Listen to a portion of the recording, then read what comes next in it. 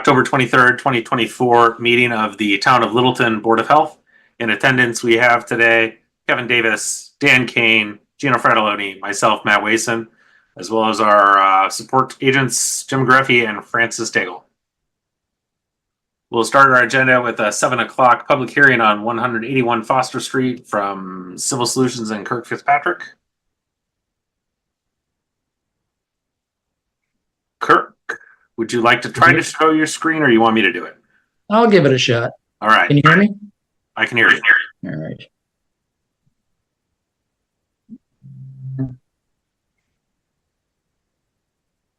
It's not asking me the up there.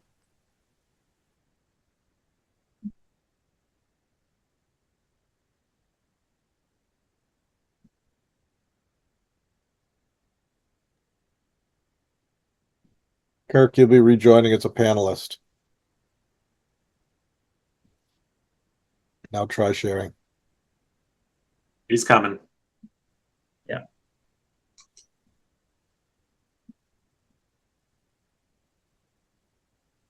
I think we succeeded here. We can see you and hear you. Excellent. I'm Kirk Fitzpatrick with Civil Solutions, and I'm here on behalf of Peter Scott Construction for 181 Foster Street. Basically, what we have proposed before you is an upgrade for a replacement dwelling. Currently, there's a 4-bedroom dwelling shown here in the front, and that has a failed septic system. This house probably has not been occupied in over 20 years, and it had some type of an old system here that's actually kind of just a collapsed hole at this point. The property is serviced by town water. It's kind of a slightly irregularly shaped lot. It's kind of rectangular in the front, and then it's got a leg that flares out to the right rear. So we went out and conducted multiple test holes. We did 3 in this back area here, and we also tried some up in the front, thinking that it might fit in better there. But this test hole that I'm hovering over here actually had refusal at 40 inches with solid ledge, so that prohibits the placement of a system over in this side. So we actually went back and dug an additional test hole just to confirm that we do have 4 feet of natural occurring pervious material in this immediate area of this system here. What we're proposing to do is to put a new 4-bedroom house. It's going to be moved back a little bit to give a front yard, and also makes the building comply with zoning. And then the system is going to come out to a new 1,500-gallon 2-compartment septic tank, and that's going to feed a Presby Enviro septic that's 12 feet wide by 42 feet long.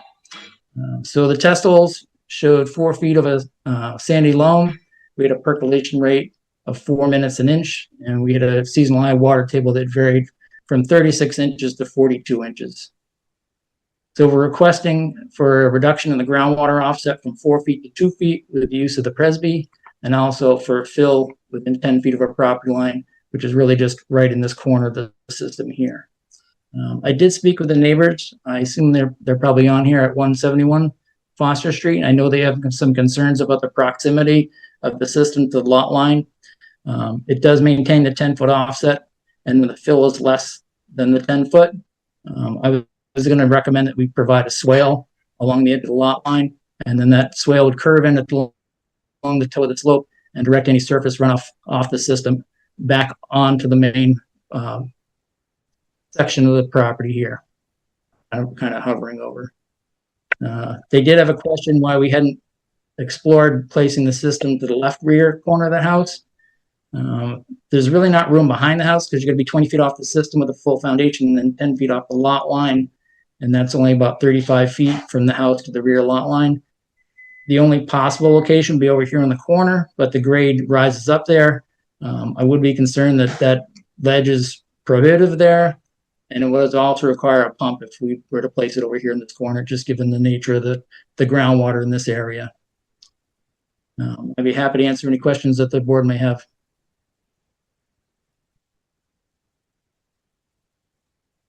First, can we get your interpretation, Francis and or Jim? Sure, I'll start. I witnessed the soil testing out there, reviewed the plan.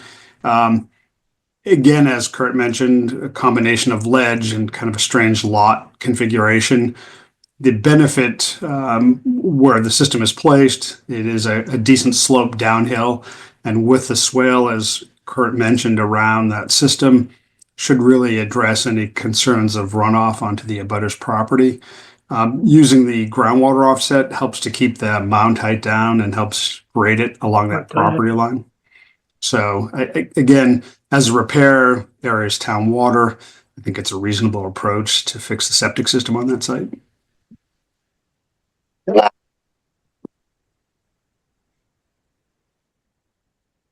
Francis, anything further from your end? Nope. All right, questions from the board? Kevin Davis? So specifically, rotating the Presby system an additional 45 degrees towards north. So in other words, rotating it 45 degrees towards the right, clockwise. And positioning it with the swale, would that adversely affect how the neighbors and how the fill would go and all that time? Would you be farther away than the 10 feet and all that other kind of good stuff? So do you understand what the question I'm asking? I think so. I think you're suggesting we maybe hold with the D-boxes and rotate the system clockwise. I think that would actually make it worse. I tried to run the system parallel to the contour of the land. Yep. If I rotate the system clockwise, it gets steeper as you go further back. And this 93 contour is going to get pushed over, and then you're going to end up actually with additional fill in this corner. I did look at trying to run the system more parallel to the lot line, but if you were to rotate the D-box more towards the house, then the system starts coming up in elevation to maintain the groundwater offset, and it doesn't rectify the proximity of the fill to the lot line. So I think really the best solution is to add a swale. And I'm happy to add that to the plan, and I'll make sure it goes in. I didn't want to modify the plan prior to seeing it, since I just got this information late this afternoon. Okay, thank you. No further questions. Question, Gino Fratelloni?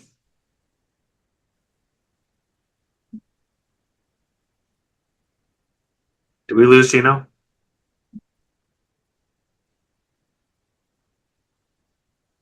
We'll jump. Dan King. I think I kind of had the same question. So this is a tear down and rebuild. You kind of addressed a little bit that the relocation of the house was to bring it closer to compliance with zoning offsets. And you mentioned you really can't go behind because there's ledge behind and a pump chamber. I guess is there any way to rework the design of the house that may be able to adjust this a few feet so that it's does not require fill within 10 feet of the lot line? I think this is still the best place to put the system, given the fact that we know there's 4 feet of pervious soil in this area. I don't think the house placement necessarily would impact where I think the system should go. I definitely think this is the best place to put the system. I think it won't, even if we'd have to push the house significantly forward to try to put something in here, and then it wouldn't meet the zoning offset. And I would be concerned that ledge, it's closer to the grounds or closer to grade here. The old house does not have a full foundation. It has a basement, but you can't stand up in it. So I think as you go towards the back, there's more pervious soil. So I really think that's the best place to have the system. I just don't think you have the area behind the house to fit it without significantly moving the house forward. And I think it would be prohibitive to try to get a system in there. Do you happen to know how big the existing house is? How many rooms? I do not. It is a 4-bedroom. I don't think I have any further questions at this time. All right, question, Kevin Baker.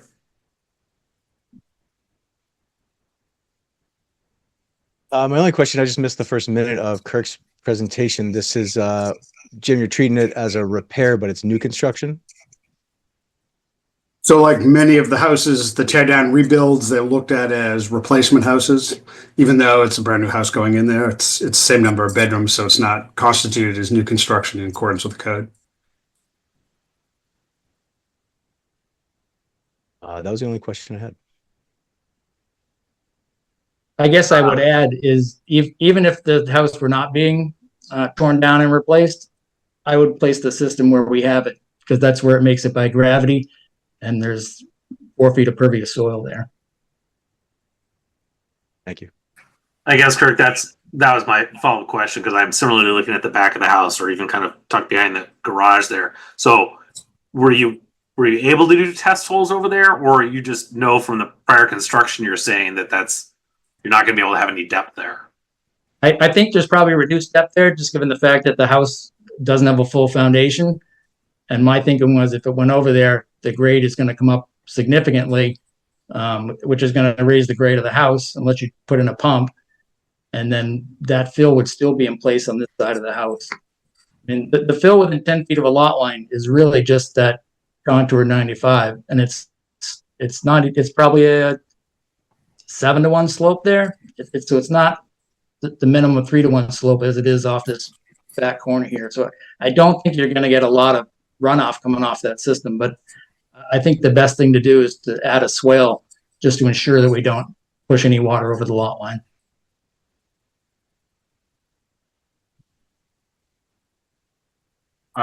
Back to you, Kevin Davis. So if we do have to modify the drawing, or plan, sorry, do we want to, is it normal just to wait for the drawing to be revved and brought back before the board, or do we just say, hey, this is part, make it part of the motion that the swale has to be added in, yada, yada, yada? I think that would be depending on the pleasure of the board. You could approve it conditionally based upon the addition that he's referring to, or you could say we would prefer continuous to see updated plans. I would ask that the board consider approving it, subject to the swale being added to the plan and submitted to Jim Gareffi for approval. Bird? Before we go to anywhere else, are there any audience members who are neighbors or concerned about this that want to speak? Please raise your hand. And I have Ed Gavigan. Please state your name and address for the record. You're on mute.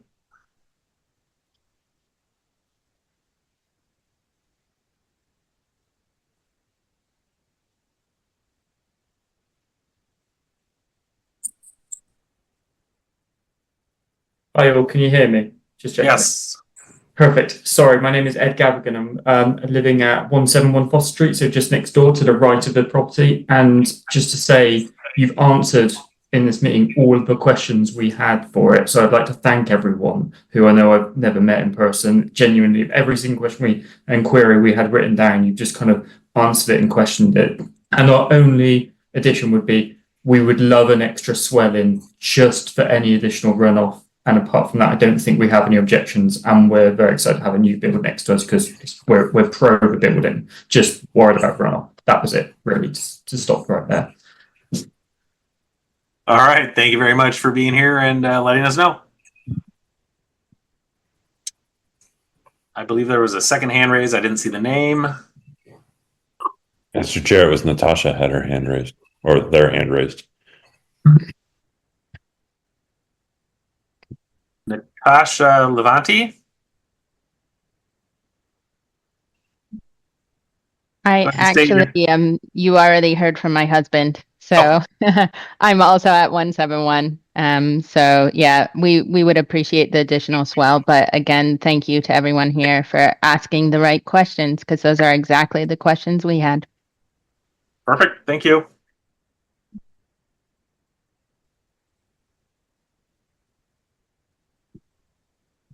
No further input from the audience, it looks like. So what is the pleasure of the board?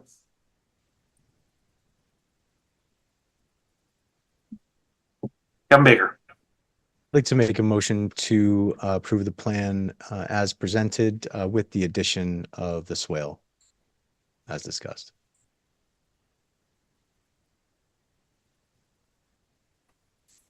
Kevin Davis.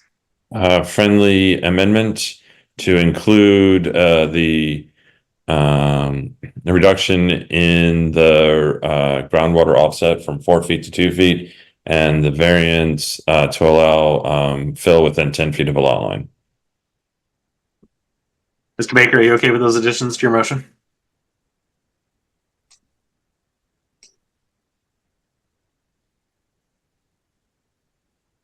We have a motion. I'll second. And a second. Roll call vote. Kevin Baker, Kevin Baker votes yes. Kevin Davis, Kevin Davis votes yes. Gino Fratelloni,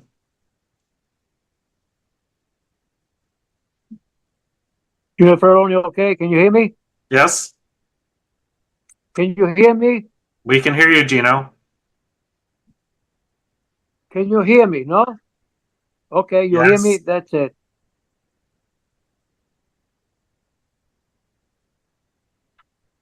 I Gino, say do you yes. have a vote on the motion? I understand what he's going through, but the question is, I have no problem. As Baker says, they did a pretty good job, I think. Very well. We have a motion on the floor. Do you have a vote? Yes, I'm gonna vote. Yes, I say yes. Very well. Gino says yes. Dan Kane? Dan Kane votes yes. Matt Wason votes yes. Motion is passed. Thank you, Kirk. Thank you. And don't go anywhere. I'm not. Our 7:05 public hearing on 192 Tahadawan Road. Again, I'm Kirk Fitzpatrick with Civil Solutions, and I'm here on behalf of Kyle Mann of Mighty Small Trust for 192 Tahadawan Road. And I'd like to share the plan if I can. We'll give it a shot here.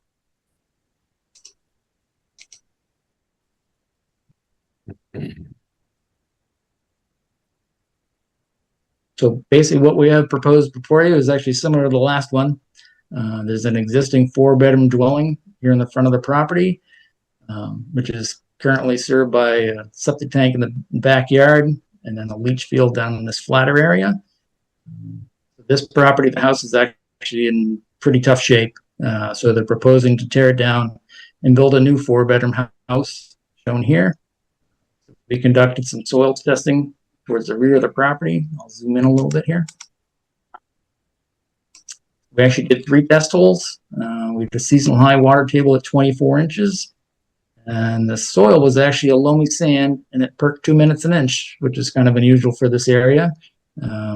We tried the perk in multiple spots, but it was consistently 2 minutes an inch.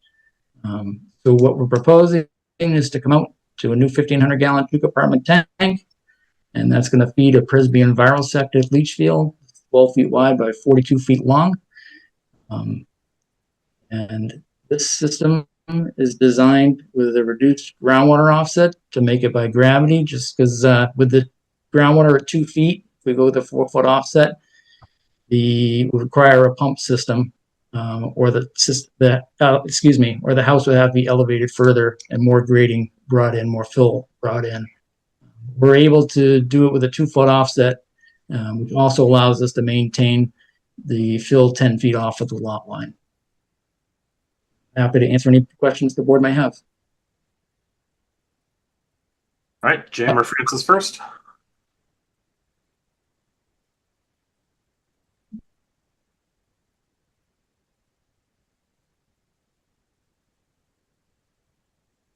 I don't have any questions. It makes sense. Jim?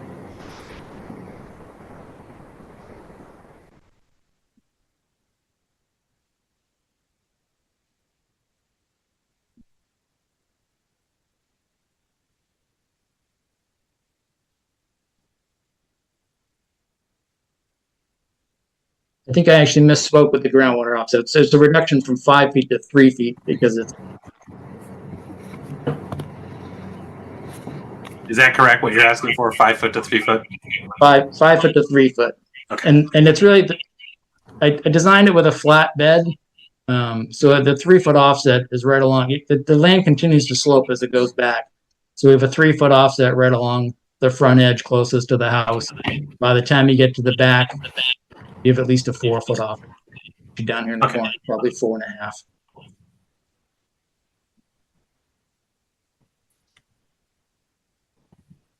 Do we have you back, Jim?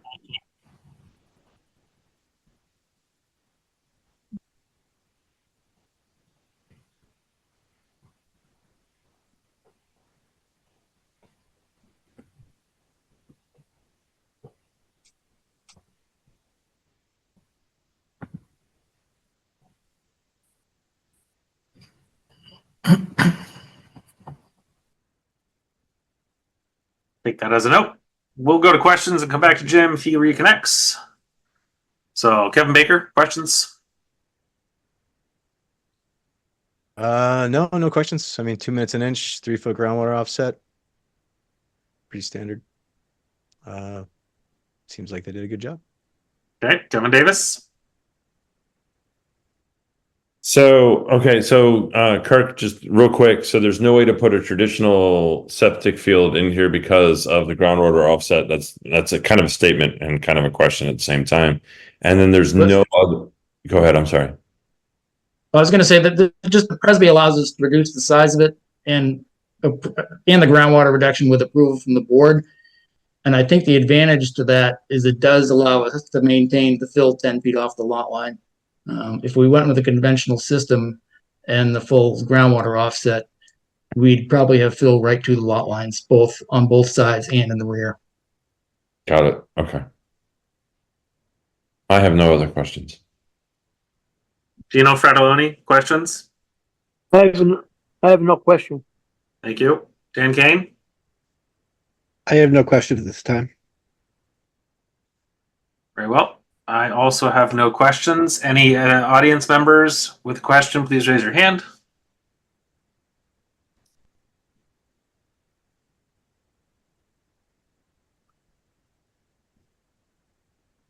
Nobody else. Jim's rejoining, it looks like.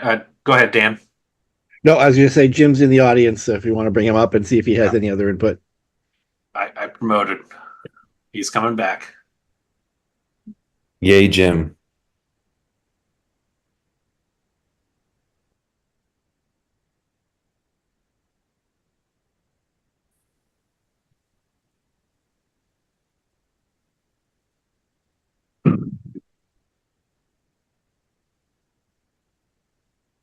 Let us know if you're back, Jim. We're ready for you.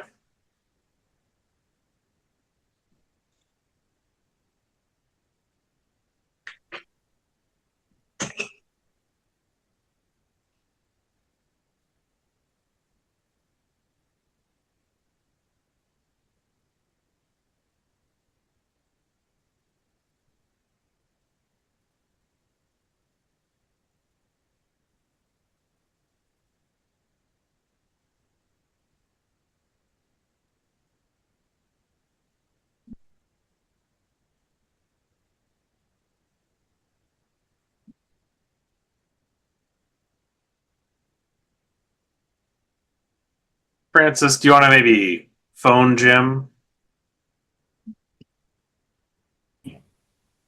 Yeah. Okay. At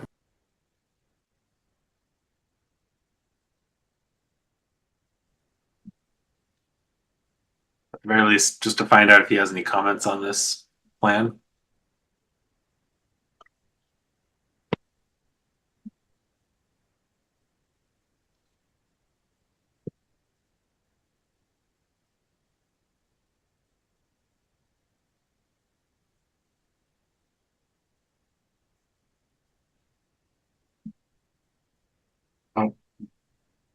Jim, we see your video. Can you hear us?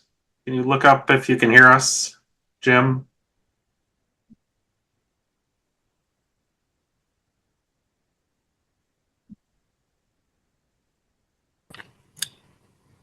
Oh, there it is.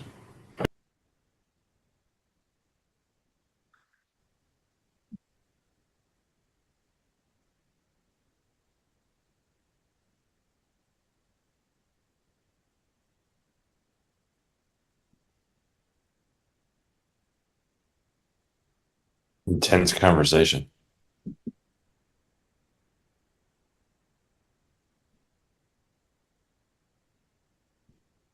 Anybody good at lip reading?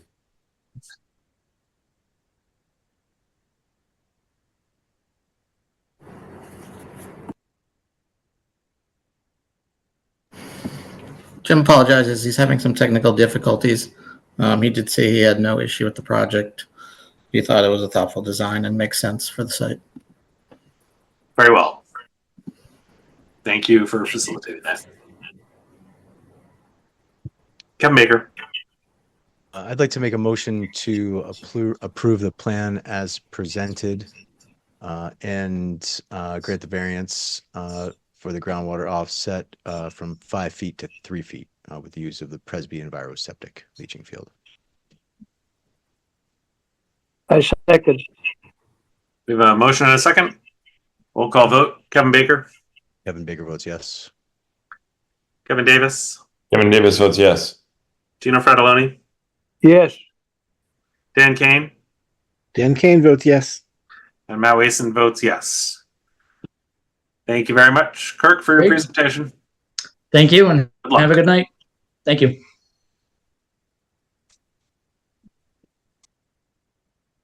Our next agenda item is our 7:10 p.m. discussion on a code of conduct. Before we jump to that, just so that I don't forget, I would propose that in the future we keep all of our public hearings to 10-minute agenda items at the minimum. Does that sound good? I don't know if we've ever been able to do one in 5 minutes flat, even without technical difficulties. So 7:10 discussion code of conduct. I apologize, I was not at the last meeting, but I know there was some review of the updated edits Kevin Davis told me about. So one question we had, Kevin Davis, go ahead. Yeah, real quick, it looks like the item K that's in number 3 was not stricken. That's what we talked about last meeting, was to strike that. So Well, before we get, there's a question as to whether we need a public hearing to adopt this code of conduct as a board, or if we can just vote ourselves and adopt it. Does anybody have any feelings or understanding about that?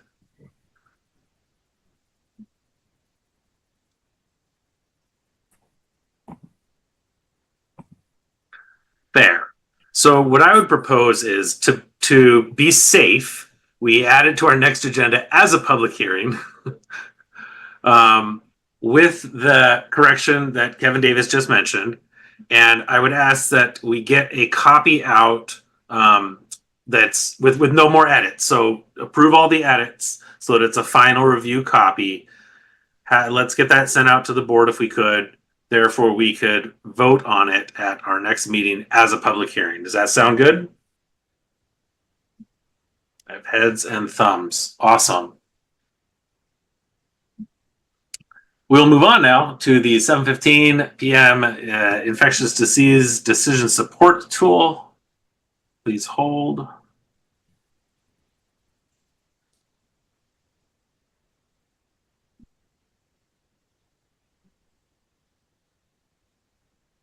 Welcome back to the fall.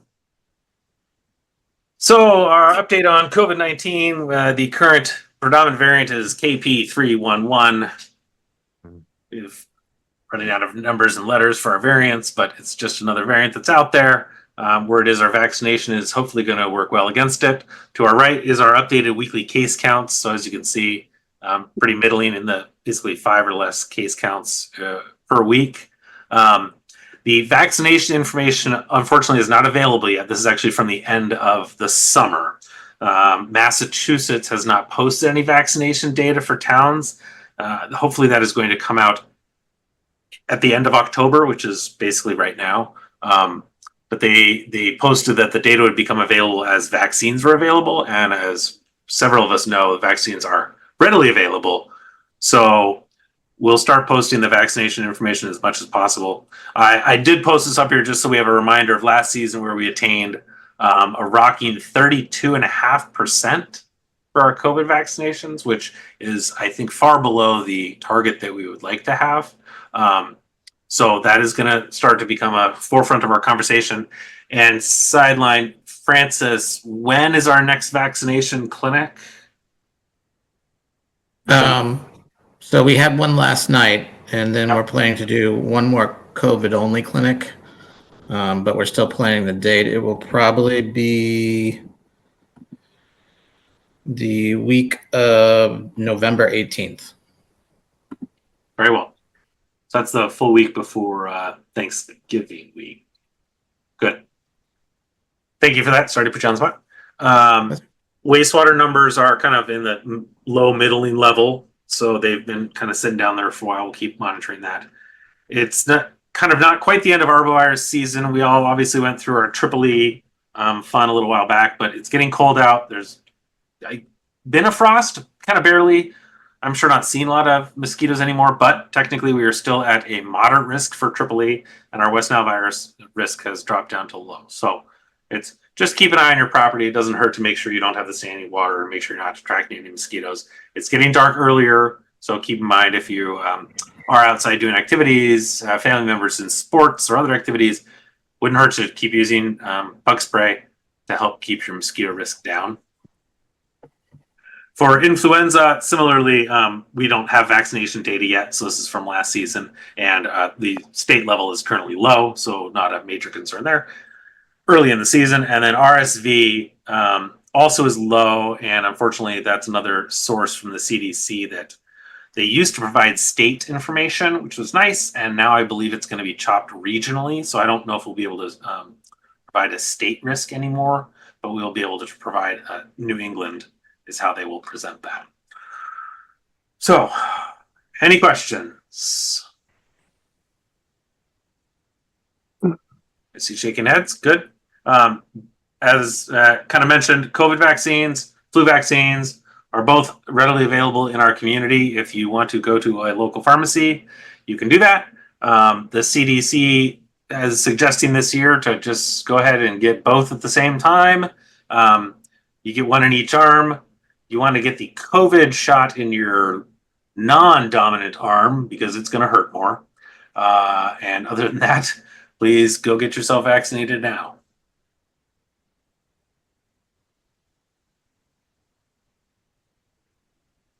Or as my significant other did, she got it in the arm that she didn't sleep on, so she could still sleep at night.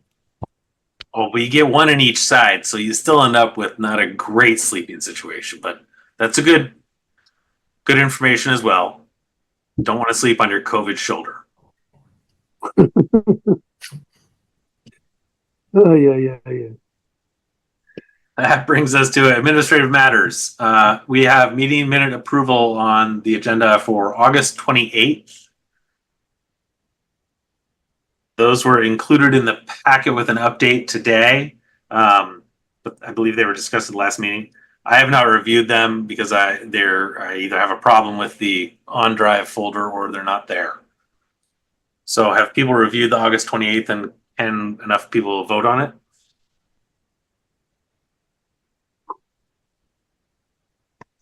Dan? I did not see an update. Was there? There was an update this afternoon, late afternoon. Did that go to our Littleton addresses? Yes, the meeting packet sent out this afternoon had an updated August 28th. The changes were primarily just changes at the top of the form on who was in attendance and titles. Okay, so I guess the packet I opened still has some errors in the member present line, but okay. Yeah, same. I haven't looked at the updated one that went out. Can we put that to the next meeting? I mean, I think we can look at it still, just make the edits unless somebody has anything else. But I think you're right, Dan. I think the one in the packet that is the most updated packet that we just got out does have a couple of corrections. But no, it still needs some edits. So yes, let's push that one off. And similar to the October 9th are not posted, so we'll have to push that off as well.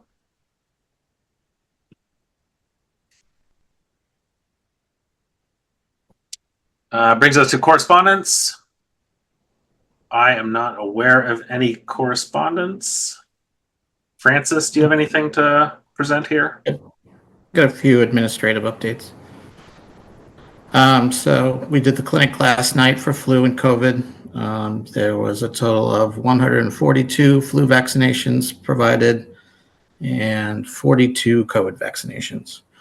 The volunteer corps was there to help us as well. They were really great, as always. So we talked with their coordinator last night, and we're scheduling the next one for November, and they'll be there to help with that as well. So we'll do the same thing, whether it be a pre-registration, and we'll do further registration once they come in for their VAR forms. So, Any but I think that'll be the last one. any insight as to why our flu vaccination rate was more than triple our COVID vaccination rate? No, I mean, it could be a variety of social related factors. But for the most part, we did receive a lot of children for the flu, which changed the numbers a little bit. It was mostly older adults for the COVID. So, I don't know. I mean, it's possible people got it earlier in the season. It's possible people don't want to get it. That has been a theme recently. It's hard to say. I think we just have to keep promoting the education, because I think there's a lot of misinformation about vaccines and how they update to keep with current trends that are not really acknowledged. So we'll just keep on top of that and hopefully have a better rollout next year, earlier too. All right. Sorry, keep going. Drive everybody crazy.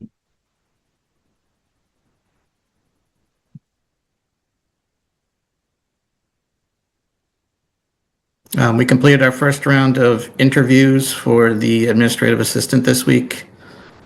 We do have some good candidates on this round, so we are going to do a second round on Monday and have a decision hopefully that day. Perfect. Also, we are planning to do a Narcan training on the week of November 18th. It's going to be about a 45-minute training. It will have a slideshow presentation for educational purposes along with the training itself. In addition to that, we are also applying for the community Naloxone program. So that would enable us to get free Narcan that we could distribute to the public. Whereas instead of having to go for a pharmacy or something like that and paying $50, they'd be able to receive it and receive instruction from us when receiving it for a no cost. What day is going to be? November? Yep, no, probably the week of November 18th. Okay, November 18th. Thank you. No, Gino, no date set yet. Probably that week.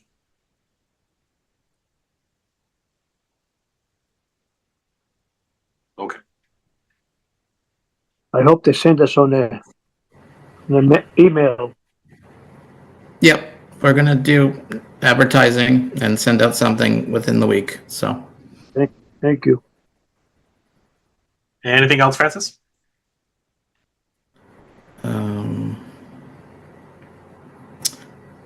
Nope. Shaker Lane School, we did some soil testing today. It was interesting. They went to 2 different test sites. So that's moving along, but they're going to come along for formal perks probably in a month. And that's the only big project going on right now besides the ever-changing 550K.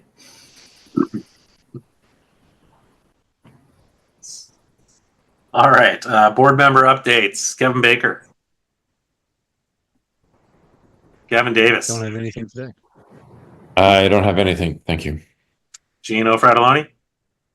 I don't have anything else. And Dan Kane. Believe it or not, I have nothing for tonight, so I have nothing to add. I know, it's odd. I know we're still working hard. Doesn't mean anything. Okay. So I'll mention that the board members here and Francis, we held a retreat on this past Monday to talk about vision and future projects for our health department. As everybody knows, we haven't had a health department as a town. So this is a new thing. Hiring Francis was just the first small step in a long journey to Littleton having its own health department. So it was a good session for a few hours where we could kind of come together and get to be on the same page of what we envision down the road the health department and the health of our community looks like. So you're going to see evidence of that as we kind of continue to move forward in terms of how our projects are selected and how we kind of present to the community priorities that we think this board should be focusing on, and how Francis is going to tackle those and continue creating our future. So it was very exciting. I appreciate everybody for taking the time to do that. And it was a good kind of next step in determining where we're going to go. And one of the biggies that's going to come out is the community health assessment, which work has started on that by Francis. But that's going to be a big community push to gather information. So we talked a bit about ideas for how we can make sure the community gets engaged with that process. So more to come, and hopefully you will be seeing more information about that all over the place, whether it's Facebook or newsletters or this meeting or banners hanging over the street or signs on the side of the road. We're going to try to make a big communication push for that project, because it's really critical for us to make sure we have the right map for our future. So It's going to be on the Yes, Monday, and what hour? Monday of October? the one we just had on Monday. So it was the 21st. We're not having another one yet, Gino. Today is the 23rd. Today's the 23rd. We met on the 21st. There is no future meeting planned, if that's what you're asking about. Okay. Thank you. If there will be one, send an email. Oh, you'll hear about it, Gino. We're not going to do another one for many months, probably. Okay. We'll make sure you're there again. All right. Yeah, October 23rd, we have it right now. Then you say Board of Health is going to be the November 18, 2024. Am I correct?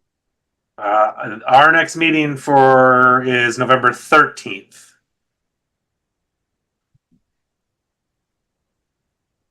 No.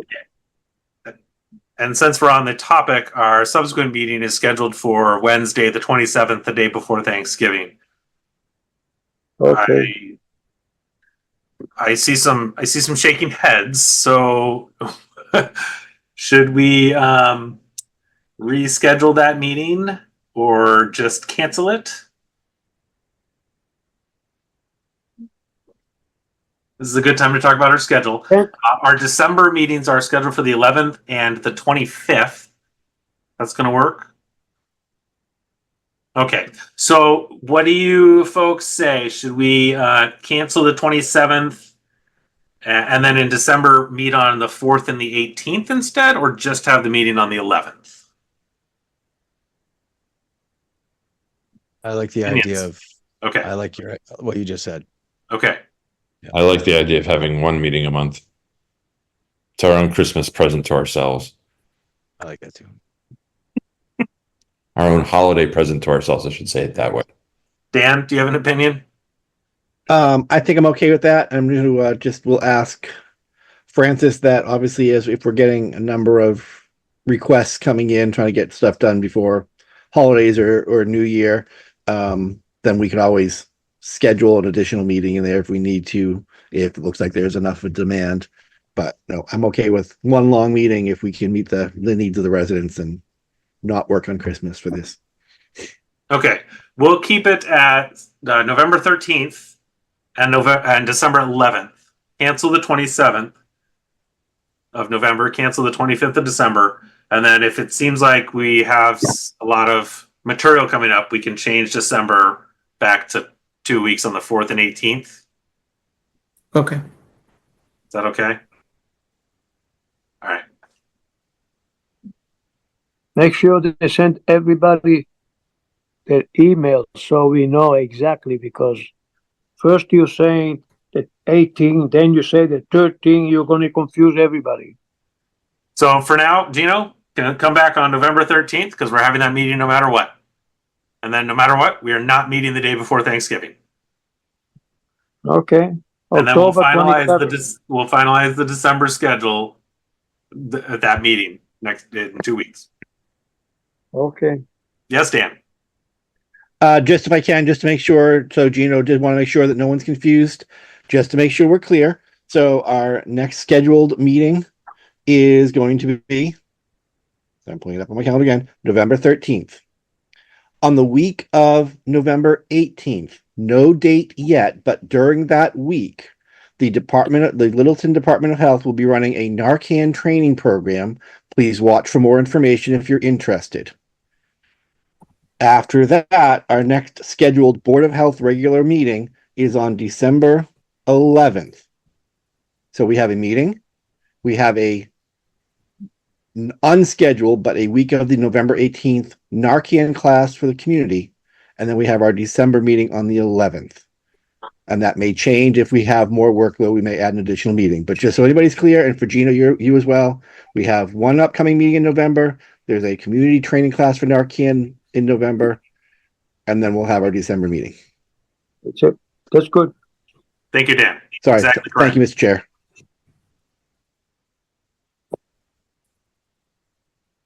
Good, good, good. Nothing further. Yes, Gino. I'm okay, yeah. Okay.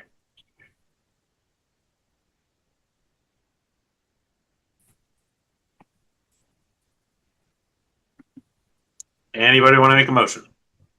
Kevin Baker. I'll make a motion to adjourn. I'll second the motion to adjourn. Thank you. We have a motion and a second. Roll call vote. Kevin Baker. Kevin Baker votes A yes. second.